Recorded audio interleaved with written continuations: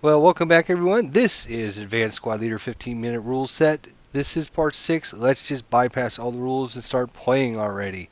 This is your host, ID Jester, and yes, I'm going to actually just bypass all of the bypass rules because I think I can explain it better than all the words in the rules. If you want to look at the rules, they are Section A of the rulebook, subsection 4.3. There's a few specifics we are going to talk about. Movement cost of bypass becomes that of the other terrain in the location, which is usually one movement factor for open ground or two movement factors for higher elevation open ground. And bypass consists of one or two contiguous unblocked hex sides of a building or wood hex being traversed. You can do more than two contiguous unblocked hex sides, but if you do, the cost is double. So what are we talking about when we're talking about bypass? Basically, here's the rule with bypass and what it all boils down to. There's a whole bunch of rules. Some of it's important, and we're going to go through as many of the important rules as we can once we get done. But I just want to rather explain what bypass is. We got to. I'm going to do it here in my Microsoft Word document because sometimes in Vassal you just can't zoom in close enough to actually see what I'm talking about. Bypassing. Basically means I am going to go in that hex, but instead of going into this hex, if we look at hex Z1, we know it's a open hex that has a building inside it. Instead of actually going inside the building, what I'm going to do is my unit's going to traverse around the building along the hex sides, and in doing so, it doesn't have to pay the movement cost of whatever is in that hex, and in response it has to pay whatever the movement cost is on the hex side. So in this case you can see that hex Z1 has a building in the middle. We all know that if I move that in that hex that unit into the hex, it costs me two movement factors. We all know that it is clear outside of that, so if I was to bypass this unit, I'm basically going to move along this hex spine and move along this hex spine, and that's clear terrain, and I can move up to two hex sides, um, and it would cost me whatever the cost is to enter that terrain, and in this case it is open terrain, so it's only going to cost me one hex side, or it's going to cost me one movement factor. So instead of spending two movement factors to move in, I can bypass this building, move along the hex sides for one movement factor, and then continue my move on.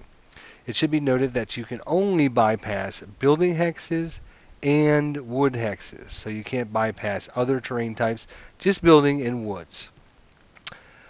You can either do one hex side or two contiguous. If you do more than that, it's going to cost you double the terrain. So in this case, if this unit was here and I wanted to bypass along this hex side, and this hex side, which I really wouldn't want to do that anyways, but let's say I did, I would go along three hex sides. In that case, it's going to cost me double the normal. Clear terrain is one, so double that would cost me two. Well, if I was going to do that, I might as well just move into the hex anyways, because it's going to cost me two, plus I would get the terrain bonus. The deficit of using bypass movement. There are several deficits with this. Number one, you can be caught out in the open when you're being defensive fired upon. So in this case, if I was moving along here, and let's say that this unit here was an enemy unit in BB1, if I was just to move into this hex, it would cost me two moving points.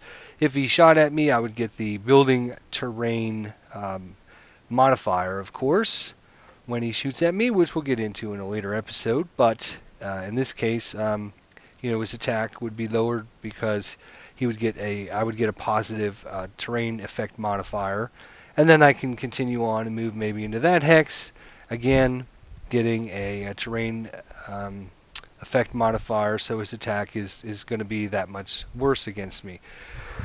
So in this case, when you do bypass movement, instead of tracing line of sight to the center dot of a hex, when you're in bypass movement, the enemy can actually trace line of sight to any of the vertexes that you go along during your bypass move. So in this case, if I was positioned here and I decide, well, I'm going to bypass between these two buildings and I'm just going to bypass along this hex side, this enemy unit can then defensive fire at me when I get to this position. This vertex is what they call these things, and he can draw a straight line of sight to that, and so my unit, he would get a -2 to his dice roll, a -1 for my non-assault move, and another -1 to his dice roll because I am moving in the open. So as opposed to moving into a building where he wouldn't get these bonuses, he would get the non-assault move bonus, but he wouldn't get move in the open. You get the penalty of having the enemy being able to use vertexes that you're going through during your bypass. If he can trace line of sight to that as opposed to the center dot, then he can get minuses to his attack because you're moving in the open.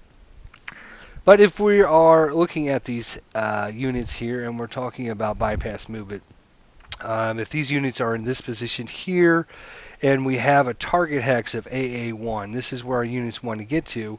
We know that if you've watched the last couple episodes, we have a full German squad here, which are elites. They have 4 movement factors. We know that if we move here, it's going to cost us 1 movement factor, 2 movement factors to move in there, so for a total of 3, and 2 more movement factors to move in there, so a total of 5 movement factors. Problem with that is we'd have to CX our unit to get into this space AA1. And if we CX our units, then of course we're going to be taking penalties to our attacks. We're going to have penalties in any close combat, etc., etc. So being CX, it gives us an advantage of those extra movement points, but it kind of degrades our unit. Why we're CX? Because we're tired, and we're basically CX means counter exhausted, so we're kind of, our units are tired and stuff. So how do we get from Y3 into AA1 without actually CXing our unit? Well, we can do that with our bypass movement. If we go from Y3 to Y2, that costs us 1 movement point. We then declare bypass movement. We can go along this vertex, or this hex side, using these vertexes, and then along this hex side, using these vertexes, for 1 movement point. So it costs us 1 to move into there. We then bypass move there for 1 movement point, and then we finish our move with 2 movement points to move into the building, which is 4 movement points. So we were able to bypass this hex. Instead of spending 2 movement points, we're able to only spend 1 movement point to go through that hex, and we still ended up in our target hex without having to CX. Same thing with this unit in Z3. Basically the same example, but other than he only needs to bypass 1 hex side as opposed to 2.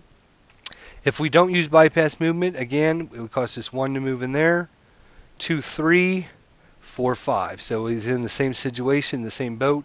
We'd have to CX this unit, or we can try to bypass. And again, bypassing, we're just going to spend 1 movement point to move there. We're going to declare bypass movement along this hex side here for 1 movement point. So that costs us 2 total, and then 2 more, and we can end up in AA1 with our 4 movement points. Both of these units able to make it into the hex without using CX at all, and we were able to get around the terrain with our bypass movement. So let's go back to our. That's kind of the. That's kind of bypass in a nutshell. And like I said, if you decide to bypass 3 or 4 hex sides, it's going to cost you double the normal. And we're going to look at if you get broken in bypass or pinned in bypass, certain things happen. Because if the enemy defensive fires, oops, that's not what I wanted to do. If the enemy defensive fires when you're, let's move these guys back for a second. Say this guy's moving, comes here, he's moving along this hex side, and all of a sudden, let's say a Russian squad is in CC1 here, or CC2, decides to defensive fire on us at this vertex. Let's assume that vertex is clear. It might touch the building hex, but let's assume we line it up and it's clear. He ends up doing defensive fire on us and ends up pinning us. Then we're going to have a problem where all of a sudden we can't move anymore and we're stuck on this vertex. And there's some rules that are going to be associated with that. Basically, We're going to be stuck in that spot until the end of our movement phase. And at that point, we then move our unit into the building hex. It's just assumed our units then run in the building and are inside that building. If you break while in bypass, if he defensive fires and we end up failing our morale check and we break the unit, then of course there's going to be the same penalties with this. We're going to be stuck in this location all the way up until final fire. Once we reach the final fire phase of the game, then our unit is then assumed in this building and we would get the terrain modifier there. But any other units that might be available to defensive fire, let's say there's another enemy unit right here. If we were shot and broken and we were in this spot, we would stay in that spot. Then this unit could then possibly use some kind of defensive fire that could affect our unit as well. Same thing with pin, and we'll look at these rules if we get a chance. So we're back to our main screen here. A couple situations that we kind of interesting that I analyzed and looked while in between episodes. There's not too much going on because we don't have a lot of actual good terrain that our German units can advance through. But one of the good things was over here in B7 when we moved up a couple episodes ago. We moved this unit up through this building. Up to the top of this hill, and then it broke because of this American unit shot it. It's out in the open, etc. Really bad kind of position for the German player. But now that we have bypass and we have CX movement, we can now defeat that by doing some very tricky and sneaky things. For example, we can declare CX with our leader and our half squad, elite half squad here.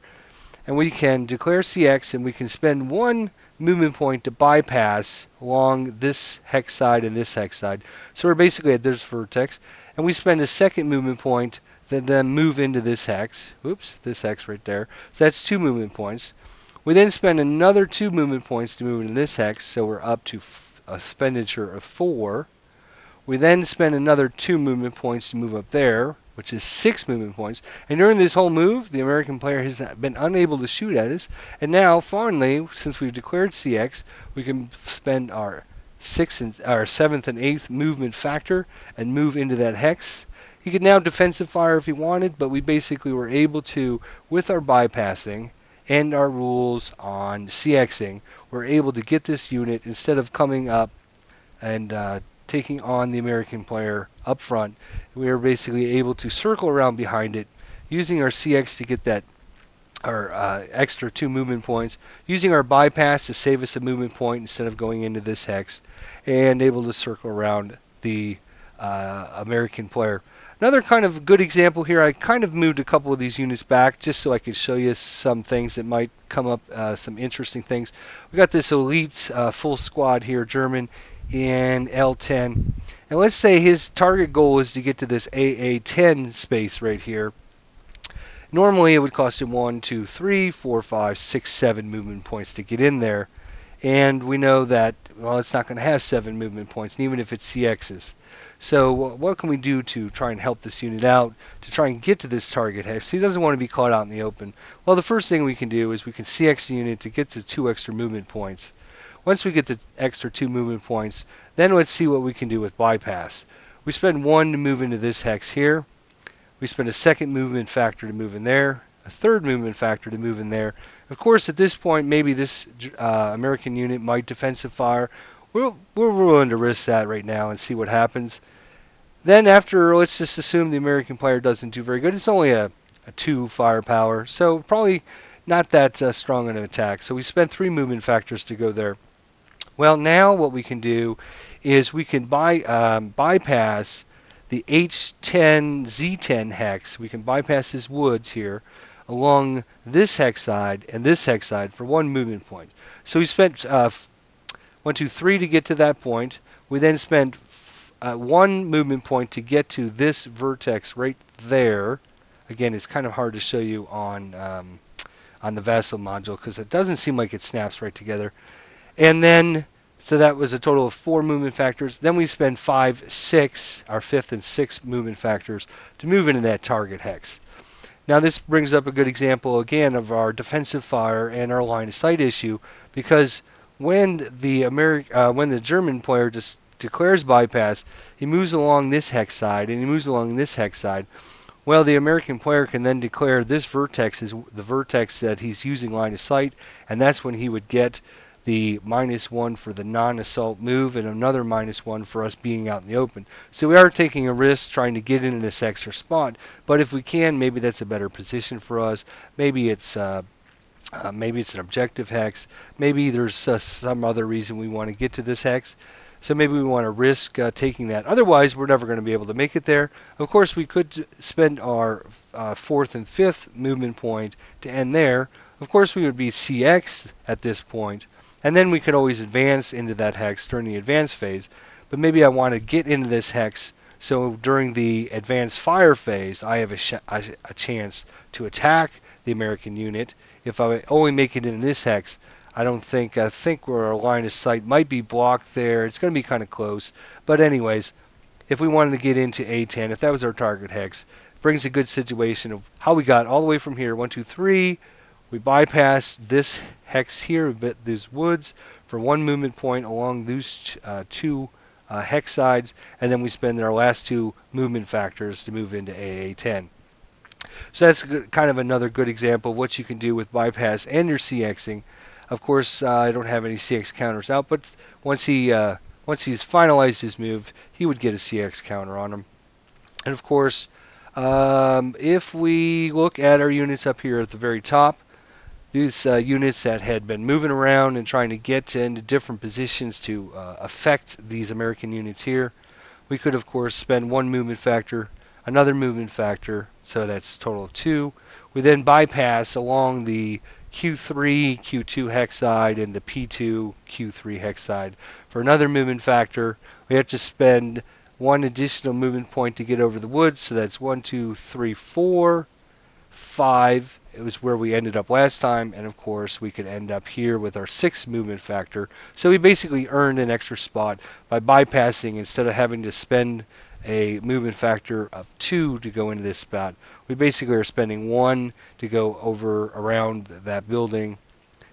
And of course this unit here, which originally was only able to go 1, 2, 3, 4 spaces when we talked about our basic movement, then once we did CX, it was able to go 1, 2, 3, 4, 5, 6, and making into Q2. Again, that's not such a great position, but now we know about CXing, we know about bypassing. We're going to combine these to get this unit in a much better position. First thing we're going to do is declare CX. Next thing we're going to do is we're going to bypass this U2, and basically we're going to go along this hex side and this hex side. So those 2 hex sides for 1 movement factor. So we're at this point here.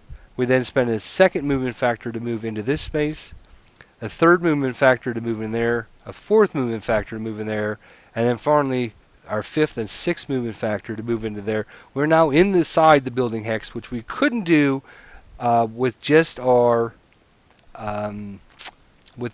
CXing. Didn't give us enough movement points, but since we saved a movement point by bypassing this U2 hex, we now have enough movement points to get this unit inside a building in cover, and now it's CX'd and will take a penalty because it's CX'd, but it now has cover, so it can hopefully fight off the American attacks when they do come.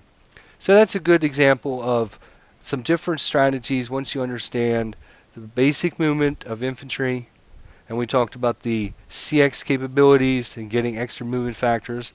2 if you declare ahead of time, 1 if you declare during a move, and then finally your bypass, where you're actually going to save movement factors by bypassing around your woods and your buildings and your wood hexes. So you're basically going to save, instead of 2 movement factors to go into each one of these hexes, you're only going to spend 1 movement factor to get inside each one of these around each one of those hexes.